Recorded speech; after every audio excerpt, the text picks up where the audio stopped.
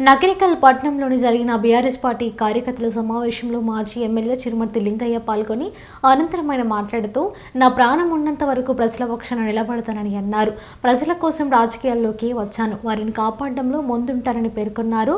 ప్రజాస్వామ్య పద్ధతిలో ప్రజల నిర్ణయాన్ని శిరస వహిస్తూ అధికారంలో లేకపోయినా ప్రజల సమస్యల పట్ల పోరాటం కొనసాగిస్తామని స్పష్టం చేశారు.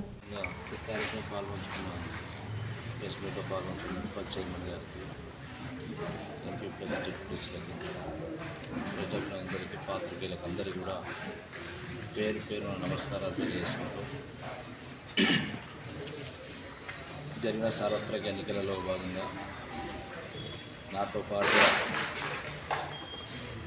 2 నెలలు కష్టపడి పనిచేసిన ప్రతి ప్రజాప్రతినిధులకి, కార్యకర్తలకి, ఈ ఓటింగ్లో పాల్గొన్న ప్రతి ఒక్కరు కూడా పేరు పేరున కృతజ్ఞత తెలియజేస్తూ ఎవరైతే మ్యాండేట్ ఇచ్చారో ప్రజలు ఇచ్చిన తీర్పుని శిరసా వహిస్తూ మన ముందు కూడా కొత్తగా ఏర్పడ్డ ప్రభుత్వం కానీ ప్రజాప్రతినిధులు కానీ మరి ప్రజలకు ఇంకా మెరుగైన సేవలు అందించాలని మనస్ఫూర్తిగా తెలియజేసుకుంటూ గెలిచిన వారు కూడా కృతజ్ఞత తెలియజేస్తూ అభినందన తెలియజేస్తూ మాకు 5 సంవత్సరాలు ఏదైతే ప్రజలు అవకాశం ఇచ్చారో ఇచ్చిన అవకాశాన్ని ఎక్కడ కూడా దుర్వినియోగం చేయకుండా సద్వినియోగం చేస్తామని చెప్పి నా భావన.